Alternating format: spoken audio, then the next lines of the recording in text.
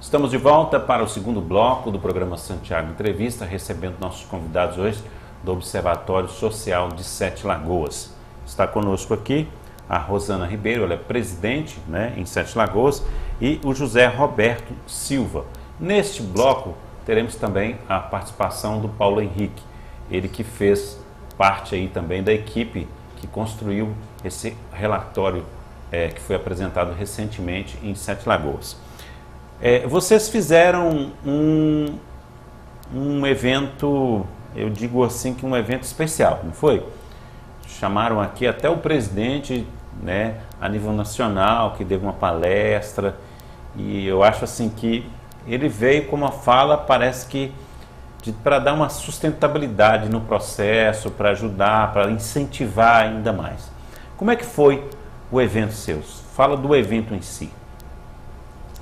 Então, nós fizemos no dia 8, na CI, convidamos toda a imprensa, vereadores, prefeitos, autoridades, convidamos a população em geral, com muita divulgação.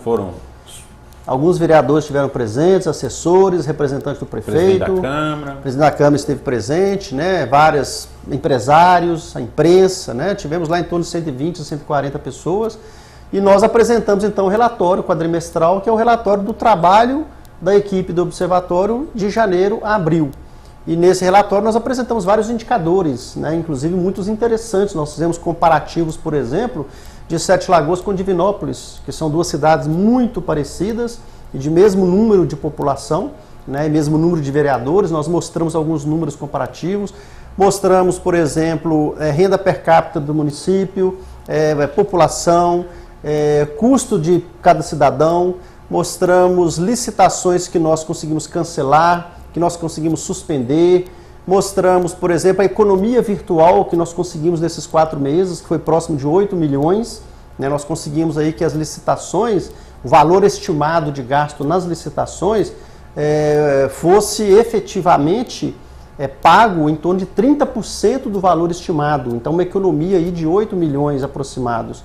Mostramos também o ranking dos vereadores, ou seja, a produtividade dos vereadores, o que cada vereador produz efetivamente nos 4 meses, o que ele gasta. E isso nós montamos um ranking de pontuação, e o Paulo vai falar mais sobre isso, os critérios e a pontuação dos vereadores, onde nós vamos divulgar para a população quem é quem dentro da Câmara, o que cada vereador faz, de forma que isso pode nortear o cidadão eleitor na próxima campanha política, ele poder ver o que o vereador dele, o que os vereadores fizeram. E aí então ele votar naquele vereador que mais trabalha, que mais gera resultado, que mais produz e que menos custo representa para os cofres municipais. Rosana, o Paulo também participou. Qual que é o papel dele nesse processo? O Paulo ele foi o coordenador de Olho na Câmara, é o projeto que nós fizemos. Ele é um voluntário também? Ele é um voluntário. Todos nós somos. Eles são equipe, ele mais um grupo de 6 pessoas, tá? Todos são especialistas na área de gestão pública, então eles fizeram um trabalho maravilhoso. Não vou deixar a surpresa para o Paulo contar mais em detalhes. Tá aí, nós vamos então fazer o seguinte, nós vamos interromper aqui, e vamos trazer o Paulo. O Paulo vai conversar comigo, vou dar esse espaço para que ele possa explicar como que foi esse relatório, como que ele baseou nele e como que ele construiu todo o relatório. Prazer estar recebendo você, Paulo. De antemão, eu gostaria que você falasse um pouco primeiro de você, você está atuando lá no Observatório como um voluntário, mas você tem uma carreira profissional, você tem um trabalho sendo executado, a gente sabe que você é Sete Lagoano. Queria que você falasse de novo de você para a gente entender um pouco da sua situação. Sete Lagoano. Hoje eu atuo como auditor da Receita, minha graduação em Administração Pública na Fundação João Pinheiro, eu tive a oportunidade de especializar em políticas públicas e gestão governamental.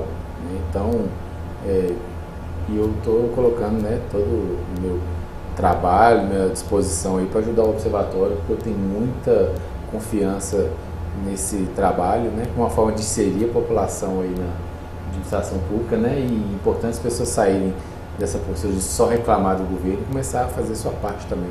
Eu acho isso fundamental, a gente abre mão aí de um tempo da nossa vida particular para contribuir com esse projeto e eu tenho muito orgulho disso.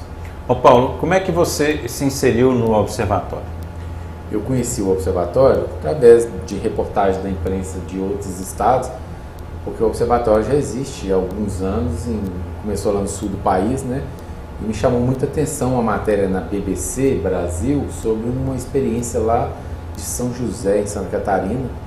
Experiência fantástica, eu fiquei encantado, porque falei, seria tão bom se tivesse algo parecido aqui em Sete Lagoas. E foi quando, através de amigos em comuns, contatos, eu descobri que já tinha, né, um grupo de pessoas trabalhando aqui para implantar um observatório de Sete Lagoas e me coloquei à disposição para ajudar e aí foi crescendo, foi tomando forma e hoje é uma realidade que eu espero que nunca mais volte atrás, que seja cada vez maior, que as pessoas possam participar, né? E a gente sabe que não é uma experiência para perseguir político, para falar mal, para difamar, para ter tratamento diferenciado com partido A ou B, é uma experiência de controle social e que é muito boa, inclusive para os bons políticos, né? Porque eles têm a oportunidade de ter o bom trabalho deles mostrado e a gente auxilia aí, né, na verificação do preço das compras, da produtividade, do orçamento, enfim, uma série de situações aí que são muito importantes. Ô Paulo, vocês fizeram um relatório de 4 meses, né? Perfeito. Qual que é o embasamento disso, né?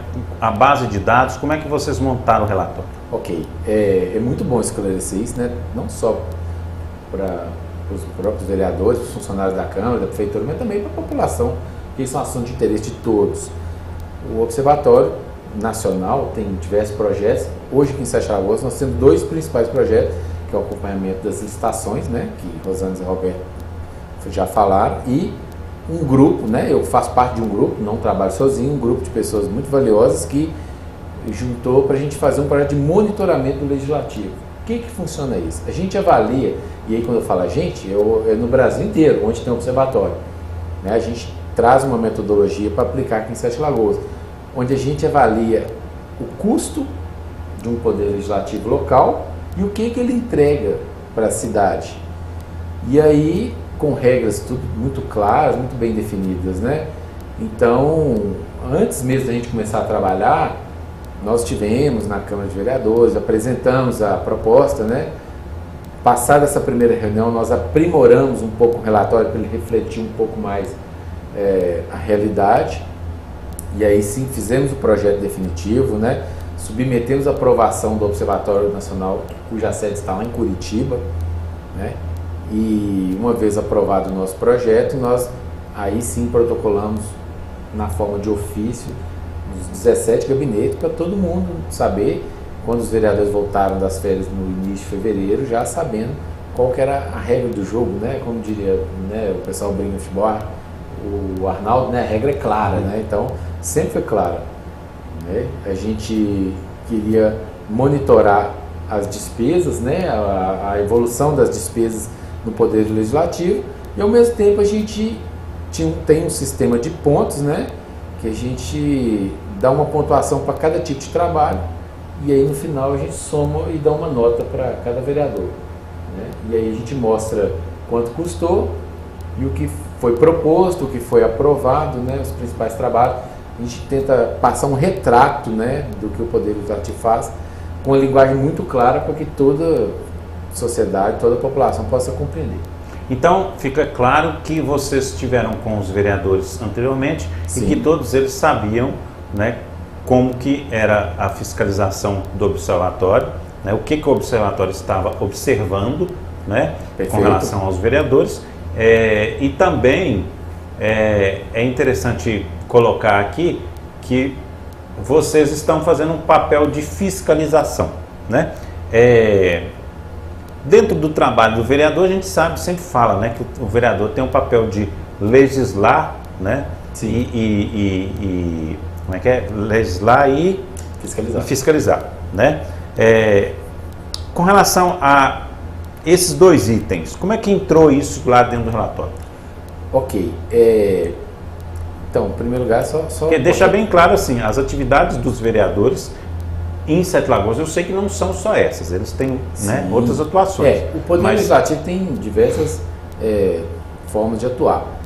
Em primeiro lugar, ele tem que administrar os seus próprios serviços, sua casa, seus funcionários, seus custos, né? Então você tem que ter uma função administrativa. Ele tem também uma função de assessoria, digamos assim, do executivo, a partir do momento que ele apresenta sugestões, né, na forma de requerimento, pedido de providência, às vezes até o anteprojeto, né, são formas da assessoria. E todas as funções são importantes, mas no nosso relatório a gente pondera e dá uma nota, né, um conceito melhor para as duas funções que a gente entende como típicas, que são a legislação e a fiscalização, né? Por quê? As pessoas às vezes perguntam se vale a pena investir o recurso público, né, no legislativo. Né? Em primeiro lugar, que isso é uma obrigação constitucional. Toda cidade tem que ter um poder legislativo e ele tem que trabalhar para a cidade. Então, o que acontece? A gente avalia quanto o poder legislativo custa e a gente espera que esse dinheiro público seja investido em bons projetos e em fiscalização. E aí a gente fez um relatório com um apanhado geral, né, da evolução do orçamento, comparamos 2017 com 2018, quanto cresceu, né? A gente fez ali um cálculo, né, do quanto custaria um vereador por mês, o preço de cada vereador por mês, né? Chegamos nos números aí que aparentemente são altos, né? Porque em 2017 o custo total, né, incluindo o aluguel do prédio, a manutenção, os funcionários, o combustível, o salário, você pegar todos os gastos e fazer uma divisão ali, a gente viu que custou mais ou menos R$100 mil por vereador por mês em 2017, que esse ano está indo aproximadamente 135. Então, o nosso monitoramento é nesse sentido, né?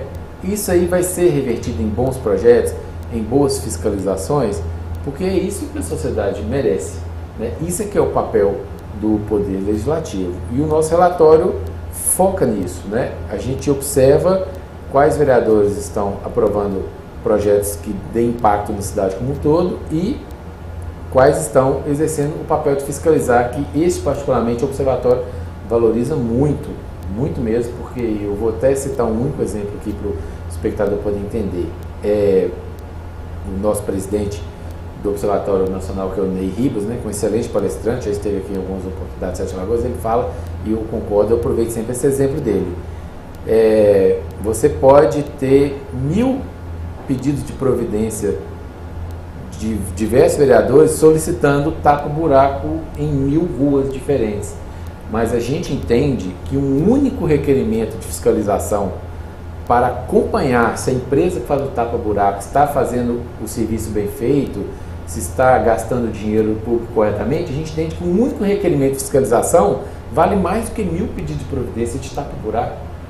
E aí a gente acredita muito nisso. Por isso, a fiscalização ganha uma nota um pouco melhor nesse ranking, né, digamos assim, dos vereadores. Na verdade, se for parar para pensar bem, o pedido de providência chega a ser às vezes até meio estranho, que é uma obrigação da prefeitura, né, e o vereador está lá pedindo providência. A prefeitura é que tinha que saber que aquilo tinha que ser feito, então ela tinha que ter um conjunto de pessoas ali para saber o que precisa e o que não precisa. Mas no sentido de leis, né, os vereadores têm apresentado lei. Como é que foi a apresentação e a votação de leis? Como é que ficou isso no relatório? Deixa eu só fazer um parênteses antes. A gente não considera que pedido de providência, anteprojeto e requerimentos que não sejam... a gente não considera que não seja importante, a gente considera que é importante, tanto é que a gente apresenta no relatório um panorama individual de cada vereador, a gente mostra todas as propostas que ele fez, que às vezes não aprovou por falta de tempo, ou porque não conseguiu o quórum suficiente, mas a gente mostra lá uma planilha bem simples de entender, a gente mostra quantos pedidos de providência, quanto requerimento, tudo que ele fez, né? A gente só acha que existe determinados instrumentos como o requerimento de fiscalização que são mais eficientes, mas a gente não descarta a importância dos outros trabalhos. Só acho que alguns são mais importantes e trazem mais impacto e dão mais resultados para a cidade. Mas aí, voltando à sua pergunta da lei, o que a gente notou nesse primeiro momento, né, houve diversas propostas e muitas na forma de anteprojeto. O vereador aprova, vai para o prefeito e não gera ali uma obrigação de imediato, porque é uma competência do prefeito, mas que o vereador pode sugerir. né? Isso é importante, né? O fato dele estar, às vezes, antenado ali com os problemas, com as questões da cidade e apresentar isso na forma de anteprojeto. Mas como o simples fato de aprovar não gera obrigação nenhuma, então nós optamos nesse primeiro momento por não pontuar. Mas é importante esclarecer, a partir do momento que aquele anteprojeto vai ao prefeito, vira um projeto de lei, volta e é aprovado, aí sim, o autor daquela ideia original, o vereador autor do anteprojeto, será pontuado normalmente como, ainda que a lei seja de iniciativa do executivo, porque partiu da sugestão do vereador. Então, posteriormente ele será pontuado e nós vamos olhar isso com muito cuidado no segundo quadrimestre. Em relação às leis, o que nós notamos é que as leis aprovadas, a grande maioria de iniciativa do Poder Executivo, né? De 32, 29 vieram do Poder Executivo. Eu falo as leis aprovadas, né? Não as propostas, que existem diversas propostas que podem ainda ser arquivadas, ser debatidas, ser aprovadas, e a nossa equipe vai acompanhar. Você tem um índice de leis que não foram aprovadas? Eu acredito que a gente não mediu isso, né, em relação ao Executivo. Não detectamos. Agora, em relação a dos vereadores, que a gente vê que às vezes o próprio autor retira para fazer um aperfeiçoamento, às vezes ele faz uma proposta, mas outro vereador já fez, então retira, né? Mas isso aí, nesse primeiro relatório, não houve uma medição. A gente tem várias ideias, né? A gente pode aperfeiçoar o relatório. É bom a gente tocar nesse assunto.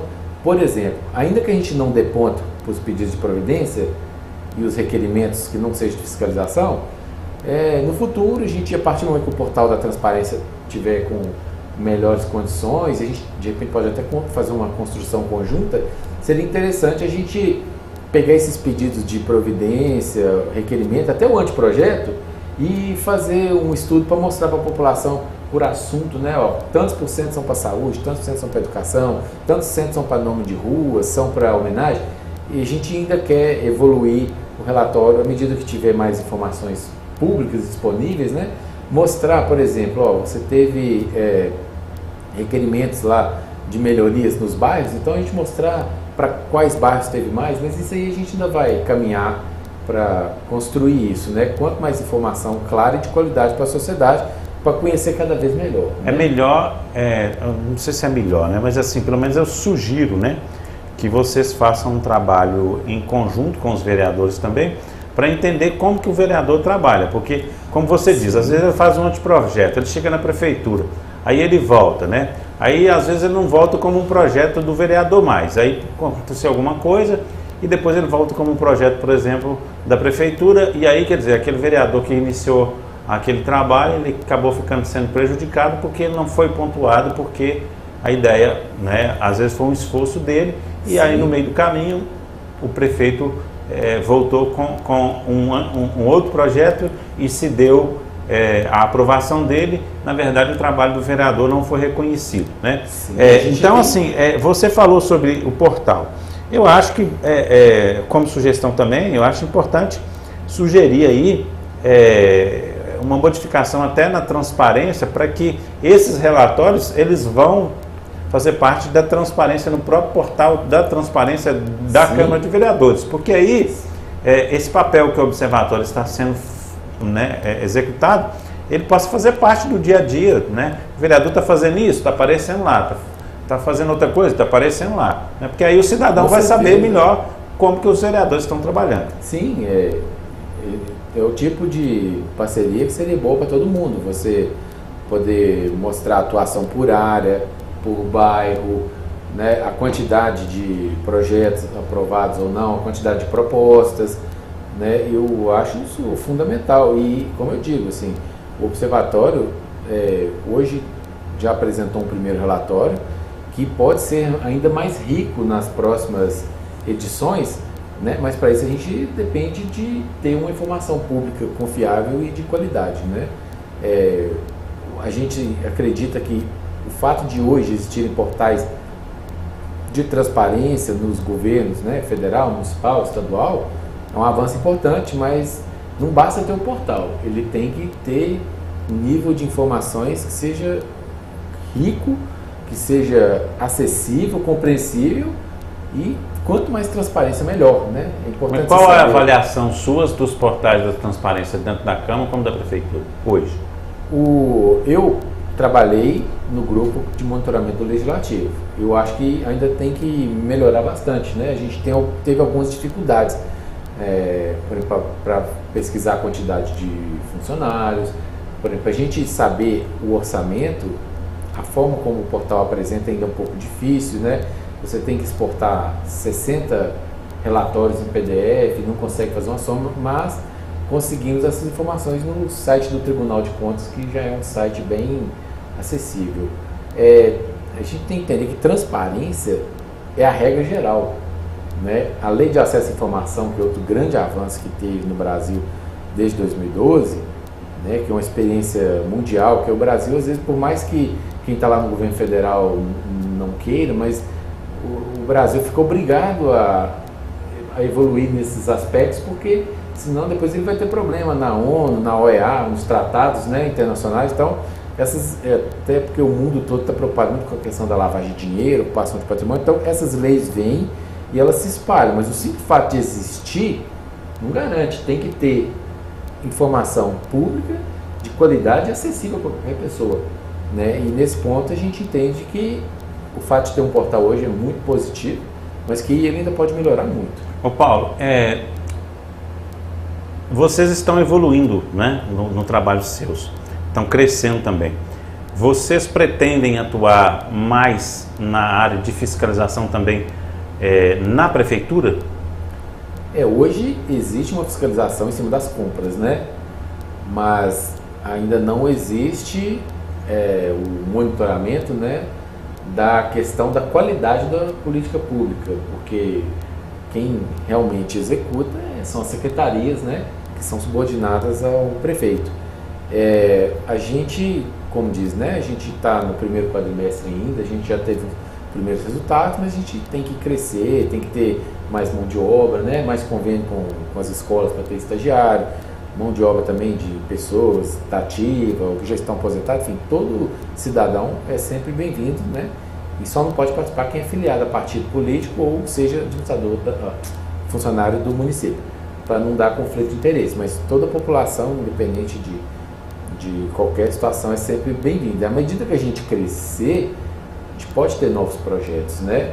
E com certeza a avaliação da produção do Poder Executivo poderia ser um norte aí no futuro, à medida que o observatório cresça e se consolide na cidade. E eu já posso te adiantar 2 exemplos muito interessantes aqui, que são projetos do observatório em nível nacional que em breve estarão aqui em Sete Lagoas, que é a gente mobilizar a população para se tornar cidadão fiscalizador do poder público através da tecnologia, que é o celular. Hoje praticamente todo mundo tem um celular, independente da renda, com acesso ao Facebook, ao WhatsApp, aos aplicativos. O Observatório tem iniciativas super interessantes em parceria com a ONG Transparência Internacional, a Transparência Brasil. Em breve nós vamos disponibilizar para qualquer cidadão aplicativo no celular, onde o cidadão vai ajudar o Observatório, o Ministério Público, todos os órgãos de fiscalização de governo ou da sociedade a fiscalizar as obras e a merenda escolar, né? Então, vocês vão ter a oportunidade de ver no futuro, tanto que isso vai ser interessante. A gente viu agora, né, a Polícia Federal teve uma grande operação lá em São Paulo, na semana passada, onde alguns políticos praticavam superfaturamento na merenda escolar, o que é lamentável, né? Você está comprometendo a alimentação de uma criança que está em fase de formação. Então, veja bem, encontraram lá um ovo vendido a R$12, né? Ou seja, um superfaturamento gigante. Então, e muitas vezes, eu que já trabalho com fiscalização há 12 anos, tive a oportunidade de participar de algumas operações aí, com a Polícia Federal. O que a gente via? Muitas vezes, o superfaturamento não está no preço, ele está na mercadoria. Por exemplo, a gente viu um caso numa cidade grande aqui de Minas Gerais, que não é Sete Lagoas, tá, diga-se de passagem, que a empresa contratada pela prefeitura daquela cidade para fornecer merenda, ela tirava a nota fiscal informando lá pão com presunto, suco natural e uva rubi de sobremesa. e tirava uma nota fiscal com os preços de mercado desse produto para não chamar a atenção do sobrepreço. Mas quando os agentes do Ministério Público, da Receita e da Polícia Federal tiveram de surpresa na escola, o que tinha lá? Biscoito creme cracker, 5 unidades para cada um e um copinho daquele suco de pacote. Ou seja, você pagou para a empresa um valor muito maior do que ela entregou. E aí, quando você me pergunta se o Observatório vai ter ações no Executivo, na política pública, na Secretaria, a resposta é sim, em breve. E aí, o que aconteceria se nessa época tivesse o Observatório lá nesse local? A Prefeitura receberia aquela nota fiscal do pão com presunto, da uva e do suco natural, pagaria por aquilo, mas automaticamente aquilo já iria para o portal da transparência, mas a criança com o celular poderia tirar foto da merenda e já encaminhar para o banco de dados do Observatório, que é compartilhado com a CGU, com o Ministério Público. Então, a própria criança já vai criar desde cedo essa cidadania de poder fiscalizar, né, o recurso público. Ou seja, será que o dinheiro está sendo utilizado para isso aqui que eu merendei? E aí, com a foto, com a divulgação, né, e a gente vai trazer as pessoas para participar e, ao mesmo tempo, né, cumprir esse papel também de medir a qualidade do trabalho das secretarias do Executivo. Ok, Paulo, te agradeço, desejo sucesso aí no seu trabalho, no Observatório, né? Precisando da gente, está à disposição. Muito obrigado, tá? É importante, só para finalizar, o trabalho do Observatório é muito transparente, as regras são claras, estamos abertos às sugestões da sociedade, convido as pessoas a conhecerem mais de perto, participar, né, que não adianta ficar só reclamando, né? A gente tem que fazer a nossa parte, seja com divulgação, seja ajudando na manutenção da despesa, ou principalmente indo lá no dia a dia, ajudar a gente com o trabalho mesmo, né? E hoje tem muito trabalho que dá para fazer em casa mesmo, com a internet, nas horas vagas, um trabalho assim flexível. E eu costumo dizer que as pessoas, a gente não tem essa cultura ainda no Brasil muito desenvolvida de acompanhamento da política, mas quando as pessoas chegam perto para conhecer e ver o poder que o cidadão tem, a maioria das pessoas se encanta e fica empolgada. Então, venham conhecer melhor esse observatório, né? E para os políticos eu tenho que dizer que a gente não tá aqui para apurar denúncia, falar mal de ninguém. A gente está aqui para fazer um trabalho técnico cujos critérios são iguais para todo mundo, e pode ter certeza, o bom político vai se beneficiar do trabalho do Observatório. Tá aí, estamos de volta aqui agora com a Rosana e também com o José Roberto. Você ouviu aí toda a explicação do Paulo Henrique Leão. Ele também é voluntário, né, no Observatório Social. Deu para você entender bem como que foi o trabalho feito, principalmente com relação a esse relatório quadrimestral. E agora a gente volta aqui para fazer um comentário final sobre o Observatório. Um trabalho muito bom, vocês estão otimistas, vocês estão precisando de alguma coisa. Vamos usar esse tempinho final para a gente falar sobre o Observatório em Sete Lagoas, os próximos passos, alguma ferramenta nova, o que falar então desses próximos 4 meses? Pois é, nós temos, como se diz, uma lista assim, gigante, né, para seguir de projetos, né, Zé? Nós temos o Hackathon, né, que nós estamos aí participando. Que é o Hackathon? O Hackathon é um torneio da área de informática, onde vão reunir hackers, vamos dizer assim, em 2 dias, né, eles vão estar hospedados aqui em Sete Lagoas, são jovens do Brasil inteiro. Ó, que bom. Né? Então é um trabalho assim, magnífico. Eu gostaria até de depois, se fosse um espaço, para que a equipe viesse falar sobre. É um trabalho magnífico e eles vão projetar um aplicativo para o observatório. Muito bom. Essa é a ideia, né? Eles vão ficar, os jovens vão ficar ali quase com 48 horas antenados projetando. E o melhor projeto vai ser o vencedor.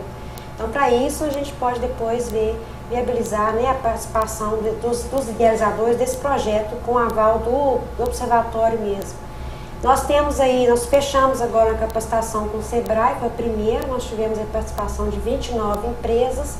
Nós vamos estar organizando já o próximo encontro, segundo curso, né? E nós pretendemos com isso trazer mais empresas locais, pequenas empresas, mesmo o microempreendedor também, que queira às vezes estar ampliando, está vendendo poder público, então venha participar para ele também ter essa oportunidade. E não só vender para as prefeituras de Sete Lagoas e a Câmara daqui, ou SAI, que seja, Nós temos cerca de 38 cidades vizinhas que Sete Lagoas assiste. Por que não vender para essas outras? Né? Então, quer dizer, o mercado... Pelo menos a região da Amave, né? Assim, quer dizer, um mercado muito grande que às vezes o empresário local ele não se deu conta dessa oportunidade. Então a gente quer contribuir para isso que aconteça em Sete Lagoas.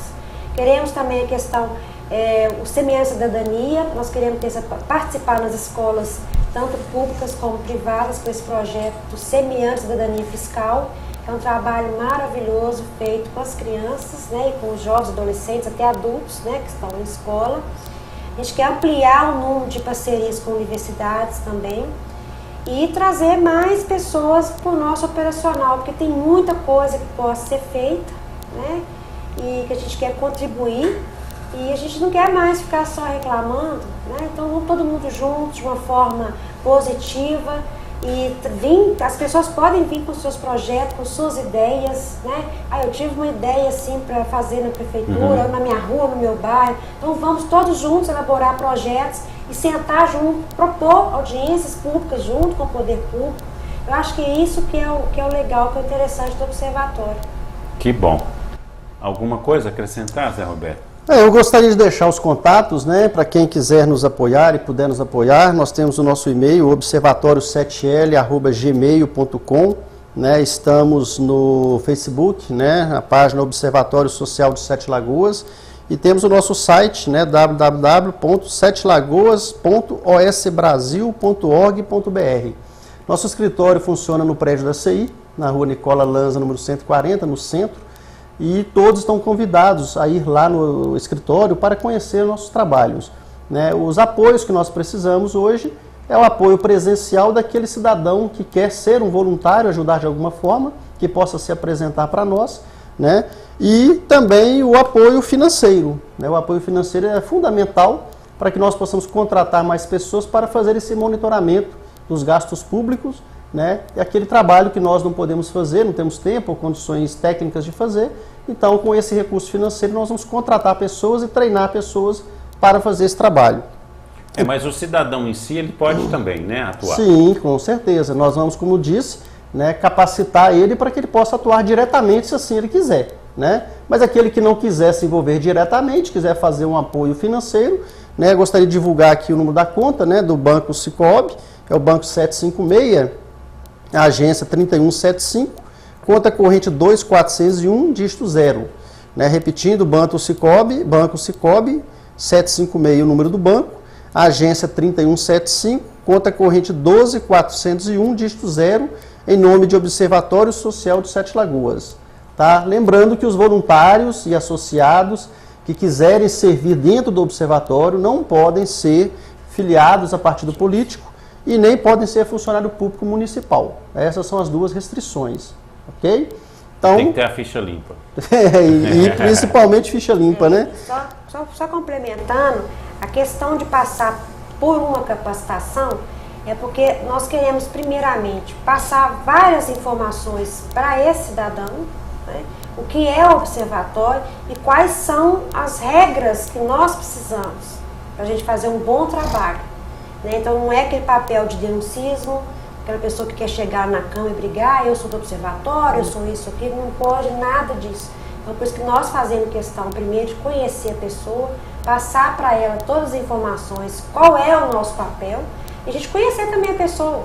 E vamos ver o que ela tem ali para estar oferecendo ao observatório dentro da sua especialidade, ou se não tem, ou seja, meio de acompanhamento, que seja, para fazer um trabalho bonito, né? Porque hoje o que a gente vê, às vezes, as pessoas têm boa vontade, mas às vezes não sabem, e hoje está muito fácil queimar filme, vamos dizer assim. E a gente não quer isso. Então nós iniciamos agora em janeiro, então até agora nós estamos tendo assim, portas abertas em todas as Sete Lagoas, junto ao poder público, né, nas mídias, nas redes.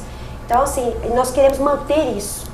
Credibilidade. Então, credibilidade é o mais importante. Ok, tá. Eu agradeço a vocês, desejo boa sorte, né? E desejo também que haja uma conexão maior suas com o poder público, né, para que a gente tenha uma cidade, como dizem, né, saudável em todos os sentidos, né? Porque a pessoa que é saudável, ela vive bem. Se a cidade é saudável, né, tem a sua situação financeira saudável, né, tem os seus políticos saudáveis trabalhando de forma correta, realmente é uma vida plena, né, uma vida bem melhor. Então eu desejo a vocês boa sorte, sucesso para vocês, né, e conte sempre com o apoio aqui da TV Sete Lagoas. A TV ela é feita realmente para isso, tá? Muito obrigado. Obrigado a você. Esse programa, não esquecendo que após a sua exibição normal, ele também fica disponível no nosso canal do YouTube, que é o YouTube/TV Sete Lagoas, para que você também possa indicar para outras pessoas, aquelas que não têm a assinatura da NET TV a cabo na sua residência. Um abraço e até o próximo Santiago Entrevista.